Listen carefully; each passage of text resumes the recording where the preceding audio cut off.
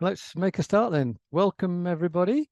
This is our third webinar in the series that we've got going at the moment. And this particular one, I'd just like to thank Coloplast for sponsoring this particular event.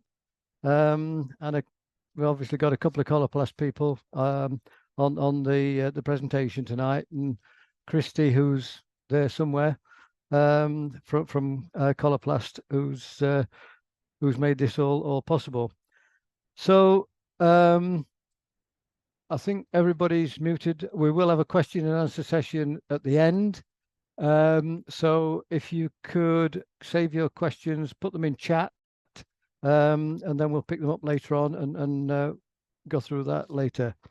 So the first speaker is Paul Russell Roberts. Paul's education manager for ostomy care at Coloplast. He's had 25 years experience as a surgical nurse, and became a stoma nurse back in 2011. He joined Coloplast in 2018, and Paul is published quite extensively on the topic of stoma care, and he's keen supporting other stoma nurses in publishing their work. So over to you, Paul, if we could have your presentation, please. No trouble at all. And thank you so much for inviting me. I really appreciate it. And anytime I can talk, and I can talk to both ostomates or individuals with the stoma and stoma nurses, I always feel really privileged to be in this point. So I just want to say a massive thank you for everybody who's joined this evening. And let me just start sharing my screen now. Hopefully it all will work. Hopefully you can see my slides. Can somebody just give me a little? Yep, perfect. So perfect. So what I'm going to talk to you very briefly about is leakage. And one of the first things I'm going to kind of ask, and this is a question you don't have to answer, just more, more for yourself. So the question is, which of these do you think that individuals with a stoma consider to be leakage? I know we're talking, I'm talking to you guys, with the majority of you have urostomies, but this is a complete question. Bit of research that was done included urostomates and people with fecal stomas. And obviously, most people thought that D was leakage. Again, most people thought that B was also leakage, and C, but surprisingly enough, nobody considered A to be leakage, where in fact, A is also leakage. Any leakage around the opening or where you've cut the aperture to your base plate, anything under that base plate at all is classed as leakage. Okay, so that's just kind of defining what we're talking about when we're talking about leakage. And I'm probably preaching to the converted here, but leakage is a significant challenge for people living with a stoma. And majority of people who do have a stoma have experienced leakage. And during this study, which was undertaken about 3 years ago now, 76% of ostomates experience leakage under their base plate at least once a month. And 40% of individuals with a stoma experience leakage outside of their base plate and onto clothes every month. And as a stoma nurse, I hate those numbers. It always gives me goosebumps. I've got goosebumps as we speak when I'm actually saying those numbers, because leakage doesn't have to happen. It's not an inevitable thing of having a stoma. They don't go hand in hand. Stomas and leakage aren't always bedfellows. You shouldn't have leakage with a stoma. Okay.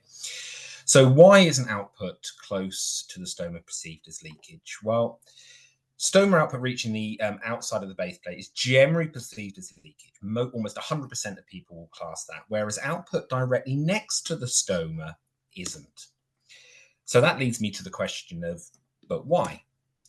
So leakage onto the clothes, as you know, may be more evident compared to leakage just under the base plate. Leakage around the stoma and its correlation to peristomal skin conditions, so sore skin, may not be that obvious to individuals with a stoma. Lots of people do, but this is just some of the results and conclusions that was pulled out from this piece of research. And it kind of, one of the big conclusions, which again is re-highlighting what I've previously said, is leakage close to the stoma is very, very important to address. Now, why do we say that even that small amount of leakage around the stoma is important to address? Well, there's two what we call vicious cycles, okay? And leakage can have both a physical and this mental, emotional implications for you, okay? So if we first look at the left-hand side of the screen, this is the physical impact. So leakage will lead to sore skin. The sore skin increases the risk of leakage and the likelihood of leakage. When those leaks occur, the sore skin's going to get worse. The worse the sore skin is, the higher the likelihood of leakage. And you can see it gets into this the vicious cycle of leakage and sore skin. And also, when you look at the other side, so the right-hand side of the screen, you've got this what we call the mental impact as well. And I'm sure many of you out there watching this evening have got this potential fear of leakage.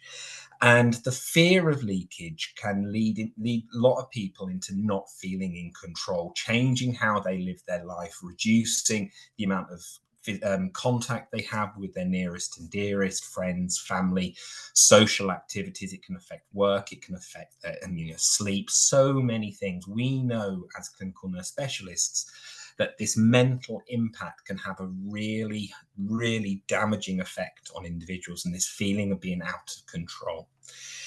And we call it the mental burden, and nobody should have the mental burden of living with a stoma. So it's so vitally important that we do get on top of leaks as soon as they occur. So I've kind of been thinking, when I was asked to do this presentation, I was asked to think about the main reasons for leakage. And you can really put this down into four groups, four categories for the reasons why a stoma might leak. And you can see from here, number one, change in stoma size. So the size of your stoma can change over time. And you'll notice I use that word change over time all the time during this slide. It can become bigger, it can become smaller, and this is going to, increase the risk of leakage, but this will cause leakage. Okay, so it's vitally important that we keep an eye on that. Changing your body profile. So what do we mean about body profile? Body profile is the shape of your tummy directly underneath your base plate. So again, the shape of your tummy can change over time. This normally happens when your weight changes. So if you lose weight, gain weight, things like if you develop a hernia, these can change your body profile. So again, a change in the body profile can and will lead to leaks further down the line.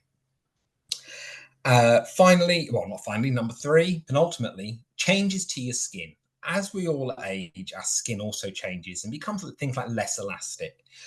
And also, if you started on new medication, things like steroids, can also affect your skin and how strong your skin is. It can make it quite friable and quite fragile.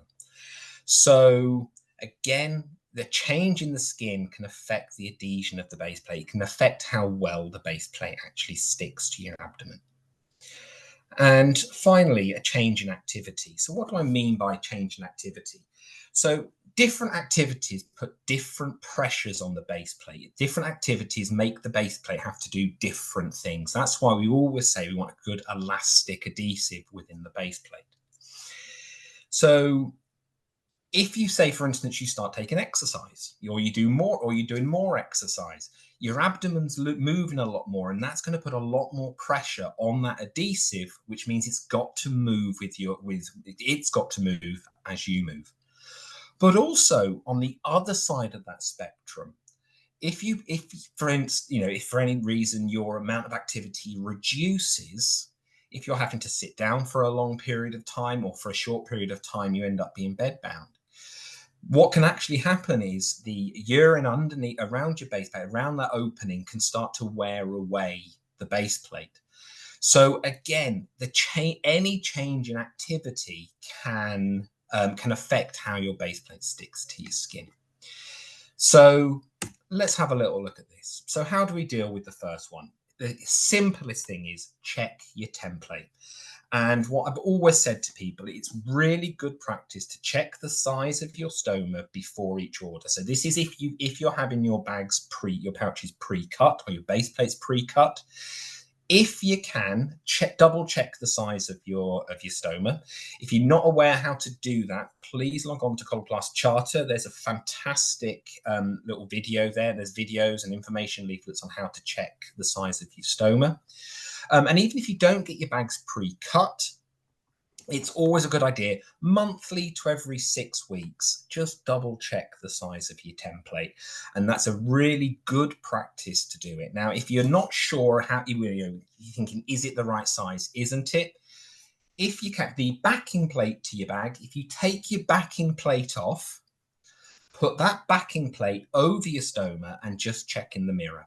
And you should be able to see no more than 2 millimeters of skin around your stoma. So that's a really, really easy way to see whether your stoma has changed size. And check your body profile. So the second one. So next time you take off your pouch and you've cleaned your stoma and you've cleaned your skin, just place your hand over your stoma. So your stoma goes into the palm of your hand. And if you've got what's called an inward body profile, you'll notice that the skin directly around your stoma doesn't touch your hand at all. And I'm saying just very, very lightly. Okay, and then just remember what it feels like under there. Is it more curved? Is it flatter?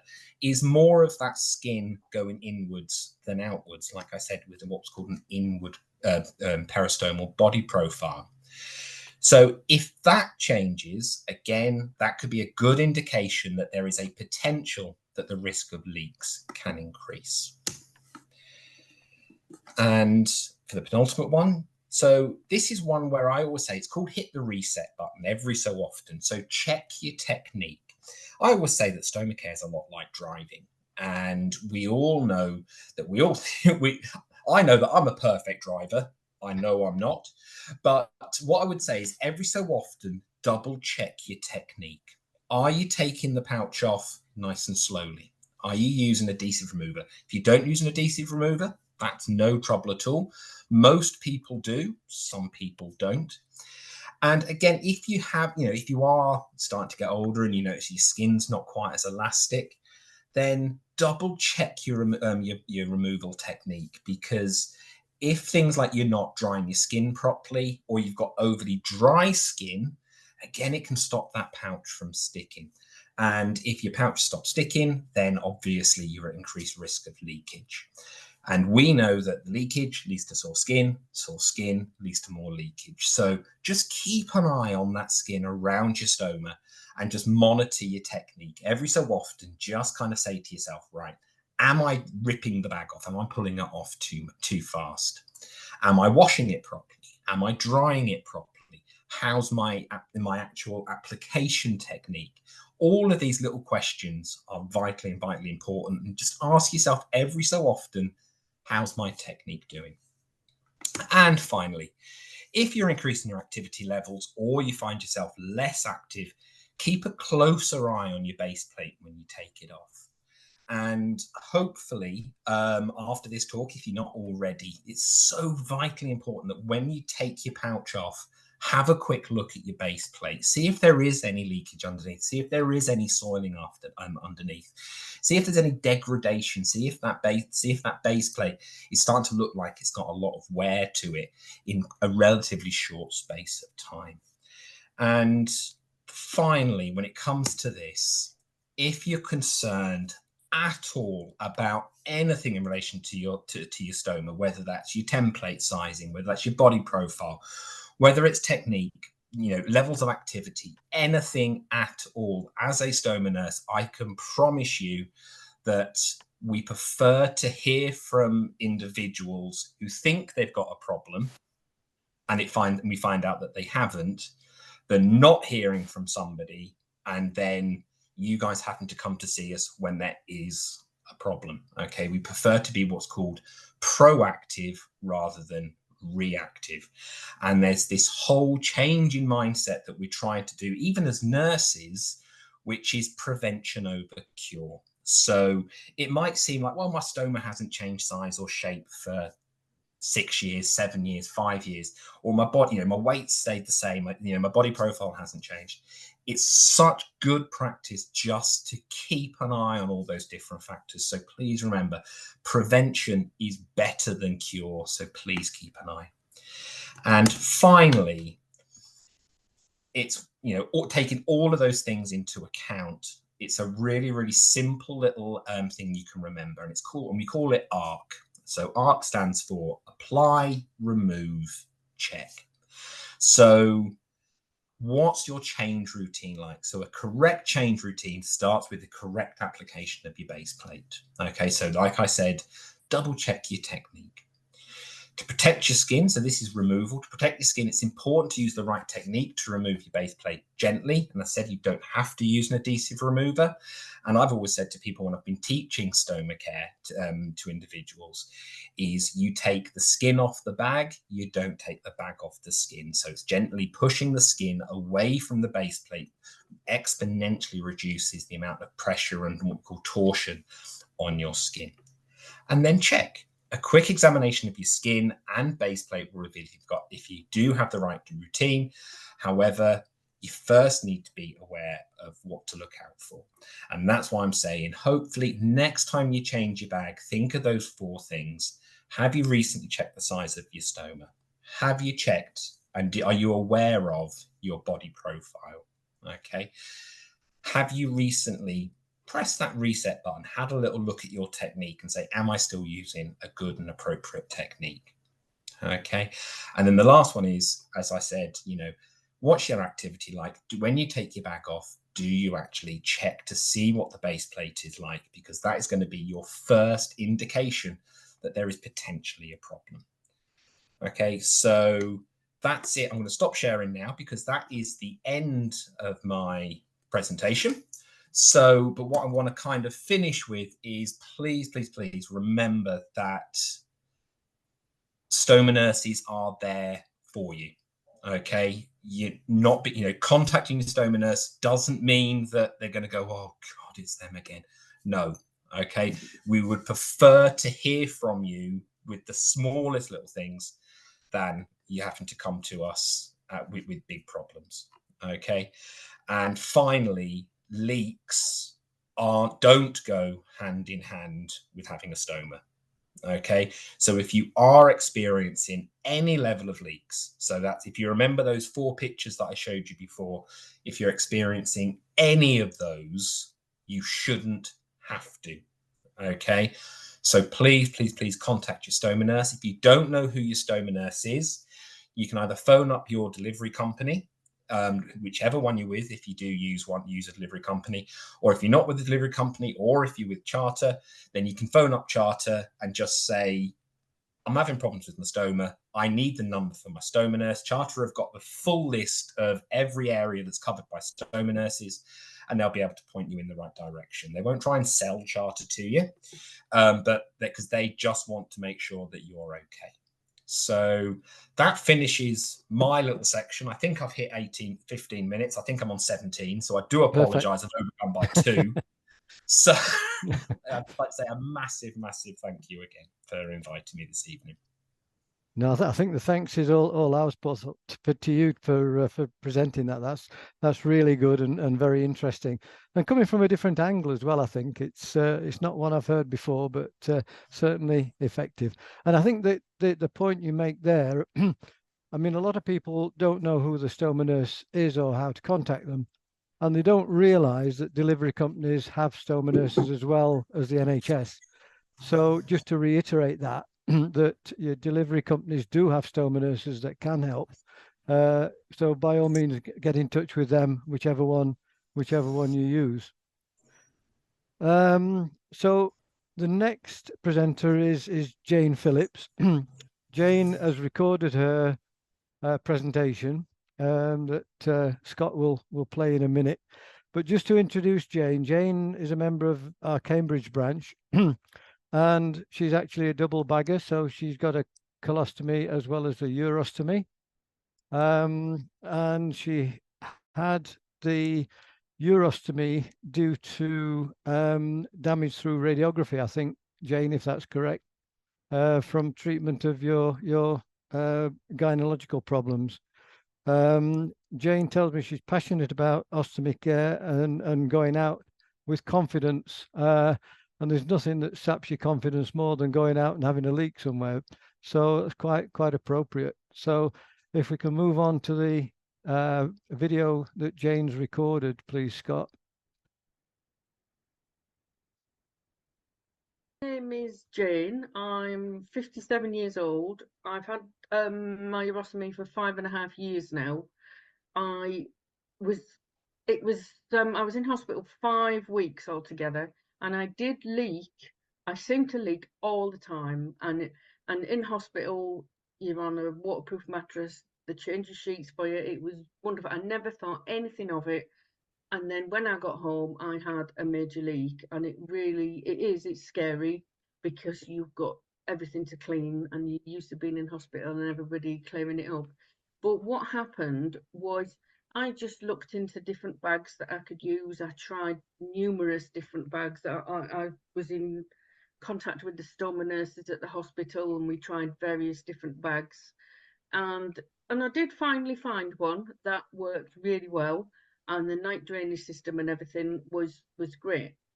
And then I had maybe an odd leak, and I thought, do you know, I don't think it's the bag. I'm going to think about what could be causing this. And I sort of started writing notes about when it leaked, where I was going, that sort of thing. And I worked out that actually on the mornings when I changed my bags, if I was stressed, if I was in a rush, if I was panicking,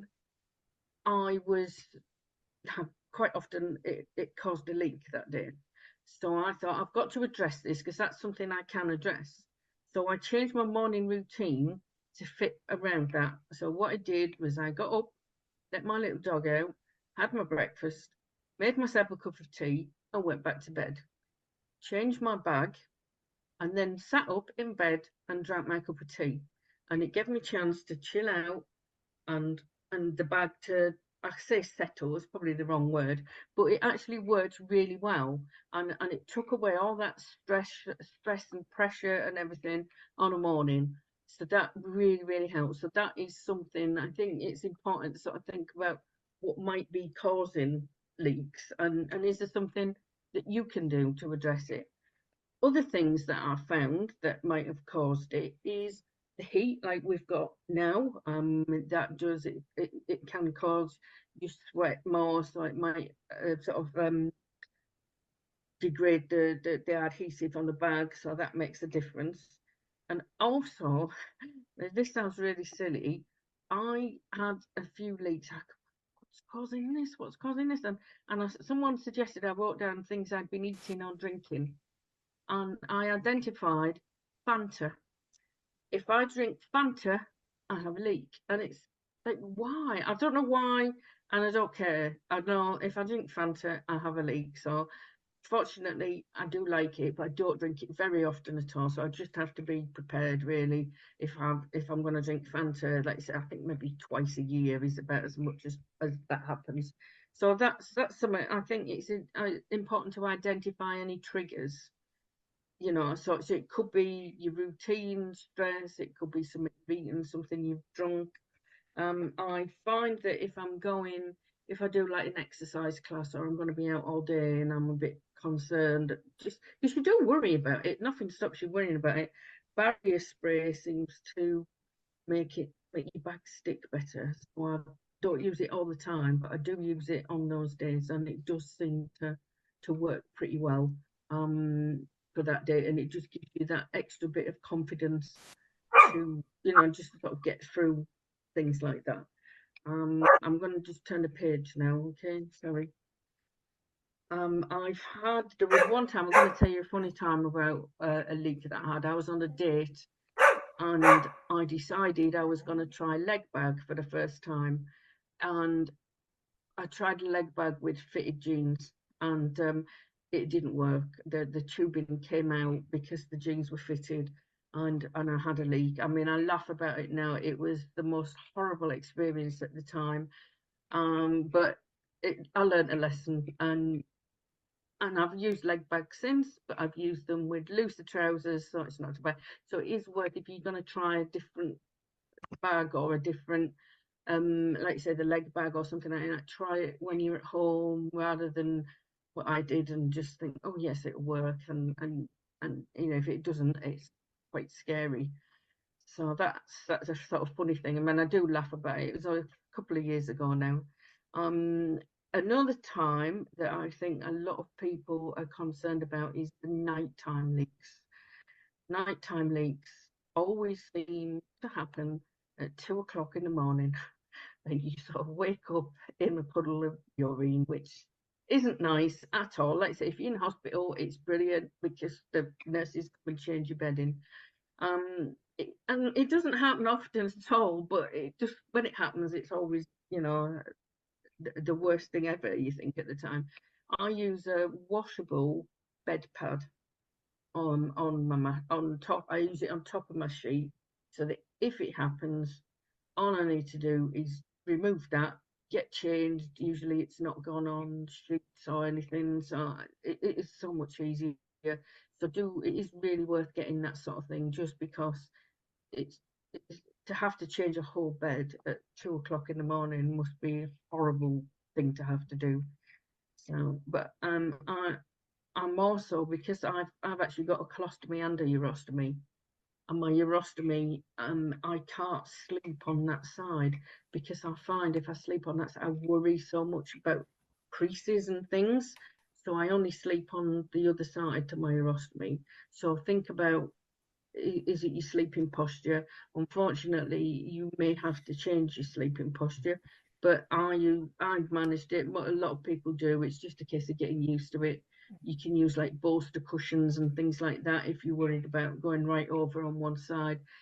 It's just a case of experimenting and things like that. And I usually get a warning sign as well. I start itching, and if I start itching, I'm straight away, I'm like, oh, let's have a look. And I have a look, and 9 times out of 10, I can see through the seal on the bag, you know, the flange part. I can actually see where it's starting to lift, and it's not quite got to the edge, but it's almost there. So that's fine. Change your bag, no leak, and it's fine. So, you know, it's just sort of a case of sort of noticing these things and listening to your body. Another thing I find is, if I'm sitting in one position for a long time, that's another thing that it can cause creases. So I am aware of that as well. If I'm traveling in a car, I don't drive, but 3-hour car journey sitting in one position, it's it is a bit uncomfortable, and it does, I do worry that it's, I've never actually had a leak, but I do worry that it might cause creases.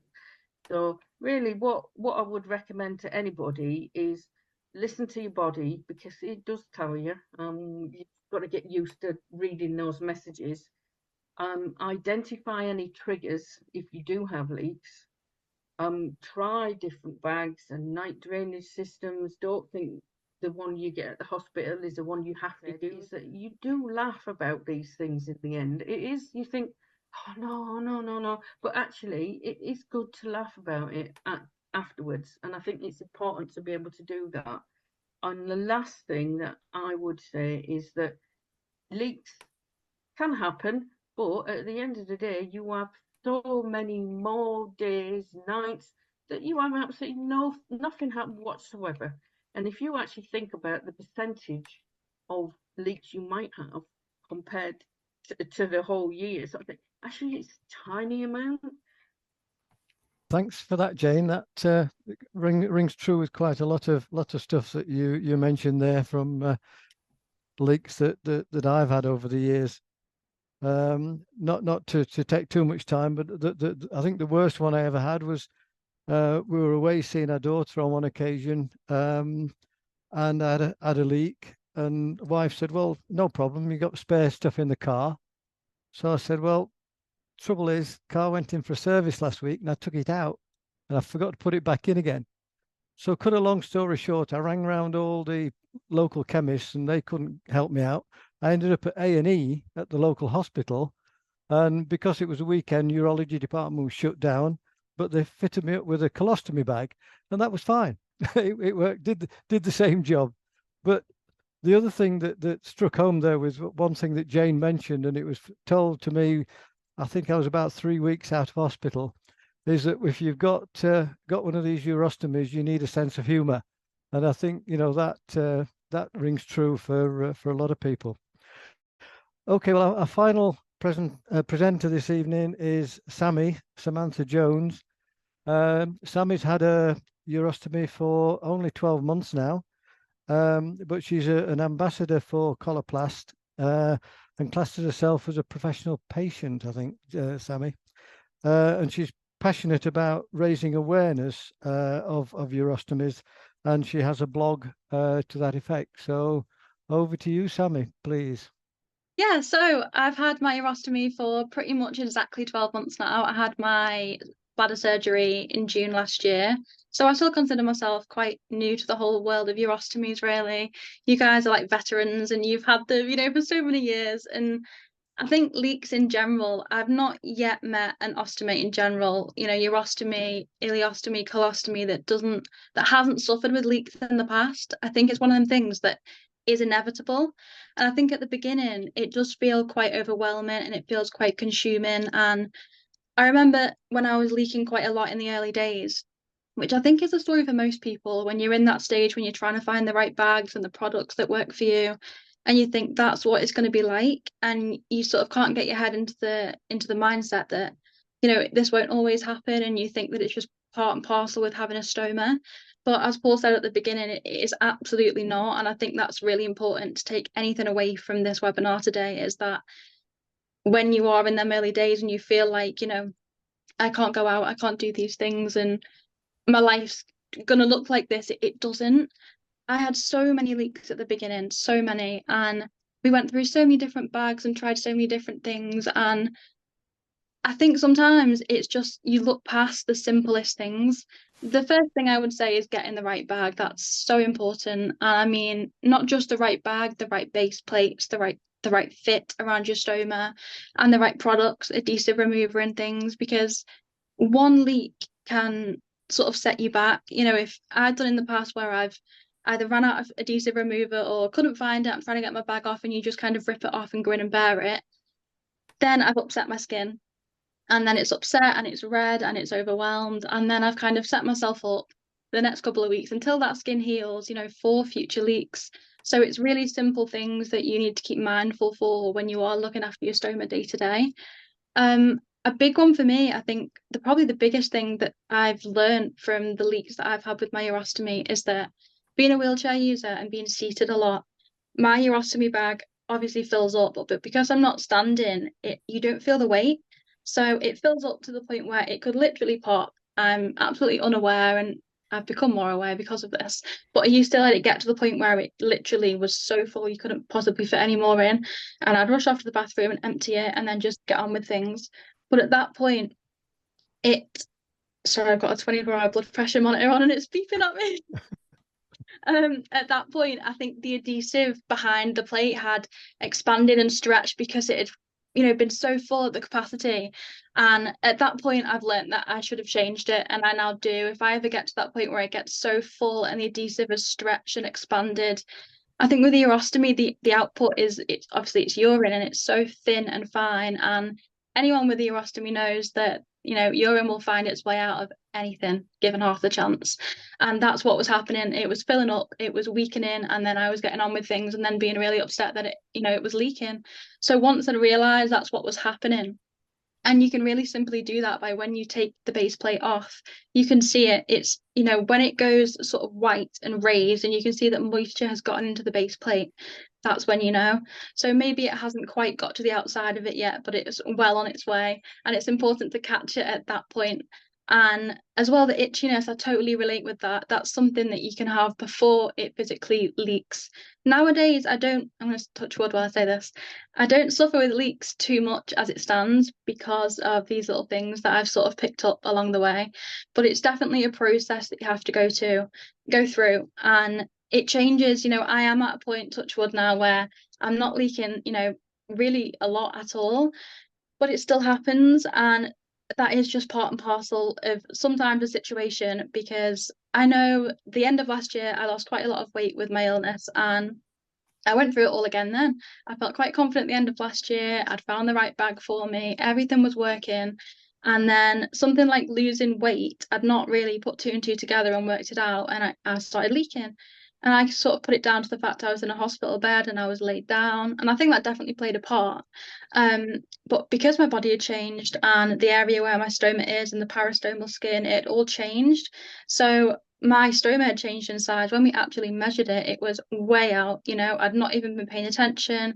And that, again, learning from experience is a huge thing. I got my stoma bags, I think I'd almost made it to a year, so it must have been a couple of months ago. I decided to get my stoma base plates pre-cut.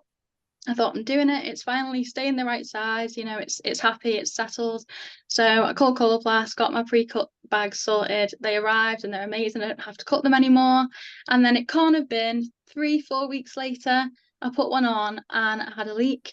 And I thought, I went through all my little list of things, what it could be, what am I missing here?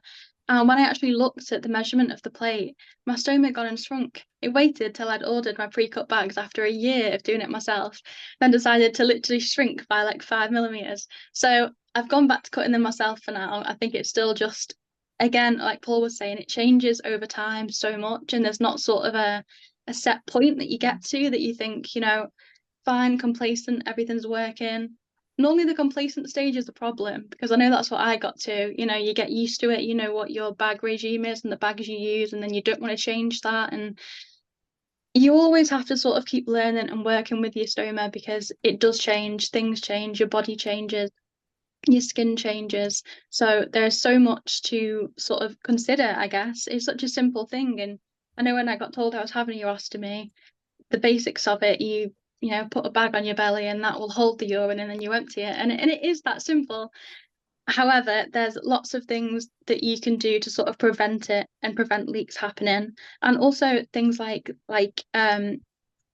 mattress protectors. That's a huge one. Again, I haven't had much problems with it at night recently, touching wood, but when you do, something like a mattress protector saves the day every single time. That's a huge thing that I think anyone with urostomy or stoma in general, or dogs, would be definitely a good buy, because I couldn't cope without my mattress protector at this point at all. I saw a question before on the night bags as well, because I have had a few leaks with night bags, but normally in that situation it has been sort of user error on my part. I've either not push the tap up properly at the end, the lever, or with the urostomy night bag, you put the tube into the actual bag like yourself. And if I've not pushed that in tight enough and leaked, so it's just checking all those little things and just making sure that you're constantly thinking about these things and thinking about the complacent little things that you do have in your urostomy, really. Thanks, Sammy. That's great, and thanks for your experience. I had quite a lot of experience for 12 months there. We've had a couple of questions or a couple of points come through on the chat. John Beard mentions that he puts a towel on the bed when he stays in hotels, and also tries to take with him a washing up bowl to put the night bag in. So if it does leak, then it's contained within the within that bowl. Is there anything else you wanted to add to that, John? I have got a question relating to moldable rings. I don't know whether you want me to mention that now. Yes, by all means. Okay, so I've got in the habit of always using a moldable ring, which fits very nicely around the stoma. I mean, the bag is cut to the right size as well. And I noticed the moldable ring gradually softens over a couple of days before I change the bag. I don't notice any reddening on the skin, so I'm guessing the moldable ring is doing a good job in protecting the skin. But has anyone got any advice or experience, or should I continue using a moldable ring, or is there anything I should be watching out for? Paul, would you like to? Shall I put my 2 pence in for this one? Go for No it. trouble at all. Now, moldable seals, modern moldable seals, so the next generation of moldable seals have got what's called, and this is the technical term, it's called super absorbers. Okay, and it's what makes them a white color. So if you've got a moldable seal that's a white color, because it contains what's called a super absorber. Now, the job of a moldable seal is to fill in any little deficits and just basically it's a little bit like icing a cake. You put the marzipan on so everything else doesn't show through your icing on top. Now, the moldable seal has to be able to absorb a certain amount of moisture. So as you said, it becomes fatter and a bit more squishy. Okay. And it's really, really important that moldable seal, even when it's reached its kind of maximum, when you take it off, it doesn't, I call it the snot zone. I do apologize, but it's when it goes all snotty and bitty and disintegrates. You don't want your moldable seal to disintegrate. So it has to maintain its integrity. And the other part of that, so that's absolutely normal. So if your moldable seal looks like that, as long as your skin is staying nice and healthy, your moldable seal is doing what your moldable seal is designed to do. Now, the other question I always say about moldable seals is I've actually taken a lot more people off of moldable seals than I've put on moldable seals, because lots of people think that moldable seals help push your stoma out and give it that little bit of depth that you need. Where in reality, a moldable seal actually shortens the height of your stoma. Okay, so what again I still do is majority of the time I actually put people on a level of convexity.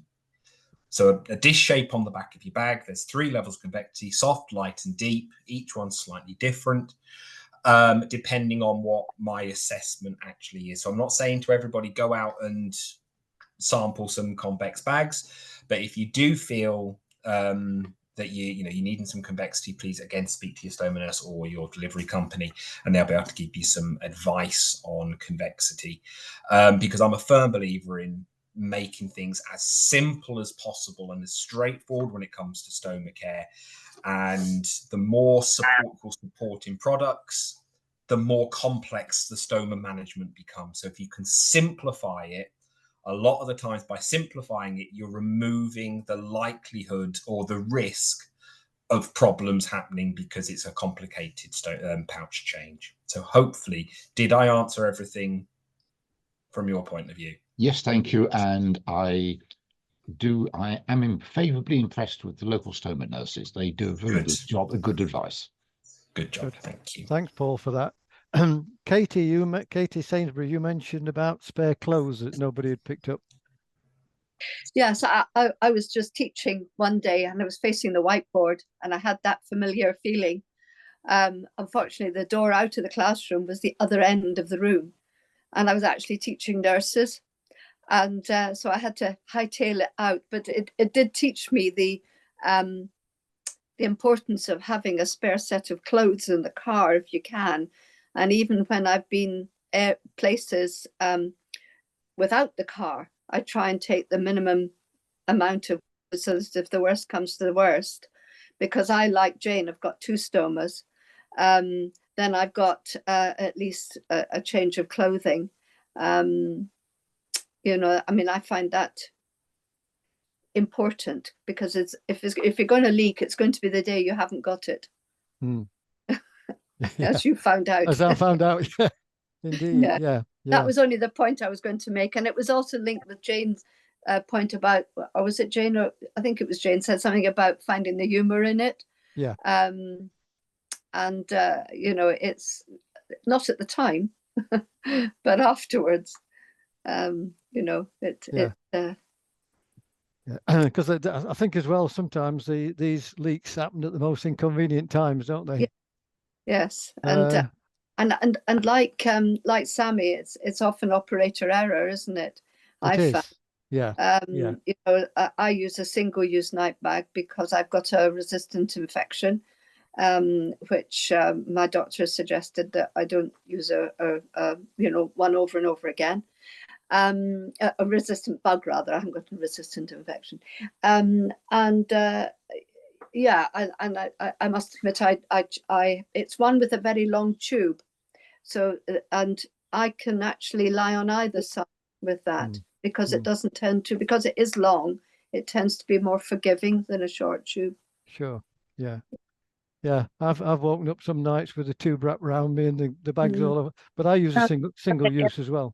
Yeah. I think one thing that's not been mentioned is the annoying leak when you can't get to the bottom of what's caused the leak. And that sometimes can be due to faulty equipment.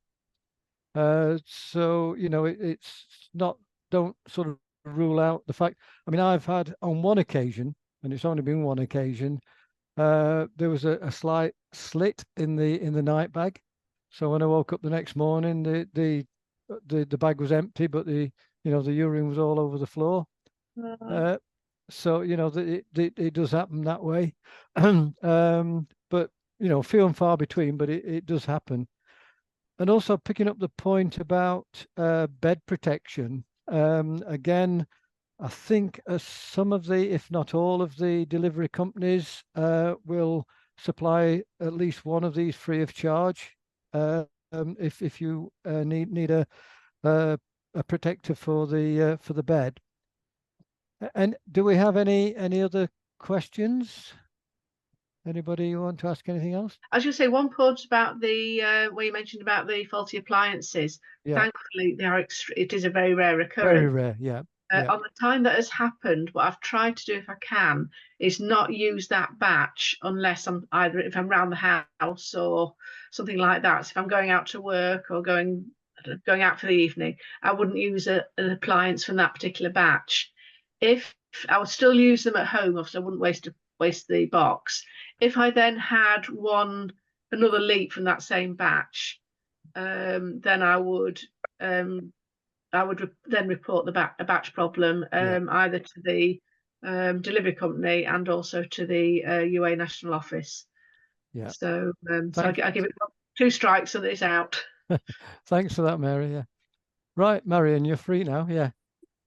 I use a plastic cereal container, which I put my night bag in, made a little hole in the top. And I find that very useful when I go away in a hotel because it's contained in that, it's on the floor.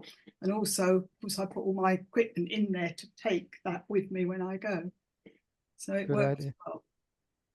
Good And idea. the thing is, I had a couple of slits in bags, but unfortunately I'd left myself with just one box, so I was quite nervous about using any of the others from the box, but so now I never leave myself with just one box. Make sure I've got a mixture. Good. Thanks for that one, Marion. Paul, I don't know if you want to comment about how close the hole in the base plate or the pouch should fit around the stoma.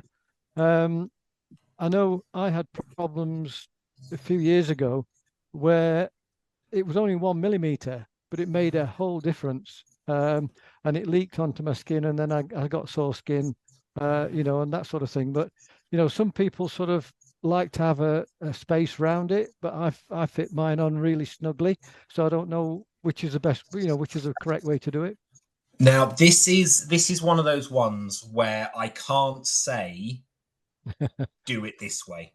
Okay. I always say whenever I'm teaching, be that nurses or people with new ostomates, is the textbook says as close as possible, no more than 1 or 2 millimeters. Now, obviously, as we get older, or even the younger people, if you've got poor eyesight, poor dexterity, if you're slightly shaky, sometimes the actual application can be quite difficult if you've got a really, really snug fit. Things at times like that, a two-piece system, so where the base plate and the bag come separately. So for you, Brian, it's probably one of those ones where if you went by the 1 millimeter rule, 2 millimeter rule, you're going to be in have trouble. But then there might be somebody else who has a really high mucus producing stoma, and if it's that close, their base plate degrades quicker because of the mucus, and then they're increased risk of leaks. So it's similar to what Jane has said and what Sammy have said in the past as well in their presentations. It's all about understanding what your stoma does, what works for you, because what works for you might not work for somebody else. So things like this evening event are fantastic for sharing people's stories, what works for them, what works for other people. It's so vitally important. So sometimes I've had people that need a 5mm gap because they say, well, I use a barrier with a 5mm gap because if I don't have that much spare room, my sighting of the bag, even a 2-piece, is just so off that I'm going to leak and I'm going to get sore skin. So they build it into their routine. So I can't say yes, exactly this. I can't say no. I can say textbooks say and best practices, but other than that. So hopefully, Brian, I didn't answer your question. Yep. No, I should have run for Prime Minister because I didn't ask your question. And just the 2 other very, very quick points. Mary, thank you so much for saying what you did about the batch. Please remember, I said, if it is a problem, technically you've paid for those bags, okay, through your National Health, and your GP has paid for them as well. So if they're not up to standard and you think there is a problem, please, please, please ensure that you do contact if it's a delivery company, your delivery company or your pharmacist, because if there is a problem with that batch, they need the batch. So please keep a couple of those bags because the company will ask for them.